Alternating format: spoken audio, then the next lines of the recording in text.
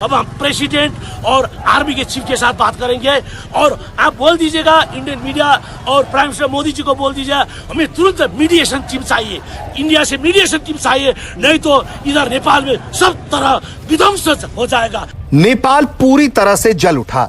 नेपाल के पीएम, राष्ट्रपति सबको इस्तीफा देना पड़ा। वहीं नेपाल के पूर्व राष्ट्रपति हो या पूर्व प्रधानमंत्री सबको निशाना बनाया गया। तो मैं कहता हूं कि अब हम इस गवर्नमेंट से बात नहीं करेंगे। अब इस आंदोलन का मैं लीडरशिप करूंगा। सब युवाओं का साथ चाहिए। उन लोग के लिए आपके बेटे का नाम क्या था? साम्राज्य बहादुर खड़का। नेपाल से इस वक्त बेहद खौफनाक तस्वीरें सामने आ रही हैं। नेपाल के पूर्व प्रधानमंत्री की पत्नी को जिंदा जला दिया, उनकी मौत हो गई। संसद के अंदर तक प्रदर्शनकारी घुस गए, सुरक्षा बलों के उन्होंने हथियार लूट लिए। राष्ट्रपति, प्रधानमंत्री दोनों के आवास पे आगजनी की गई, संसद भवन पे आगजनी की गई। इसे आप इसको समझ लीजिए। सोशल मीडिया बैन तो था ही, सरकार ने Facebook, Instagram, YouTube, WhatsApp, Snapchat ये सब और साथ ही एक्स ये सब बैन कर दिया था और इससे युवाओं की कमाई पर असर पड़ा।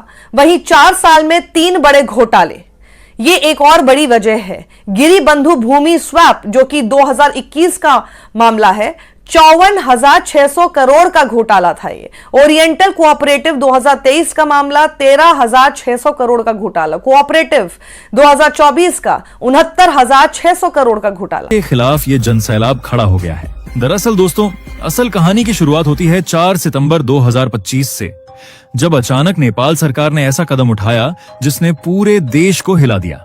सरकार ने ऐलान कर दिया कि फेसबुक, व्हाट्सएप, यूट्यूब, इंस्टाग्राम और एक्स समेत 26 बड़े सोशल मीडिया प्लेटफॉर्म्स पर तत्काल बैन लगाया जा रहा है। सरकार का कहना था कि ये कंपनियां नेपाल में न तो नियमों का पालन कर रही थीं और न ही सही तरीके से रजिस्ट्रेशन करवा रही थीं। साथ ही फेक अकाउंट्स, अफवाहें और बढ़ते साइबर अपराध, इन सब का जिम्मेदार भी इन्हीं प्लेटफॉर्म्स को ठहराया गया। लेकिन दोस्तों, जनता खासकर युवाओं के लिए यह फैसला किसी सदमे से कम नहीं था।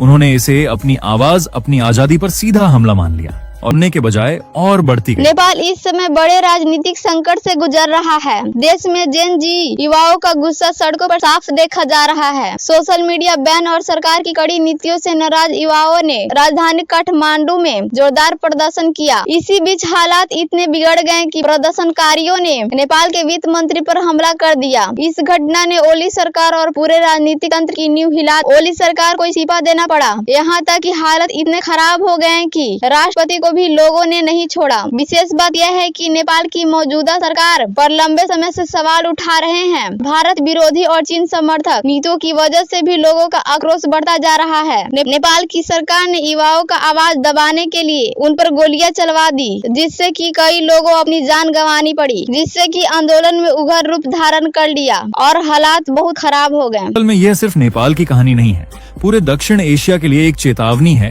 कि अब युवाओं को दबाना आसान नहीं होगा। कि पूरी स्थिति पर लगातार नजर रखी जा रही है और नेपाल में रह रहे भारतीयों को सतर्क रहने की सलाह दी गई।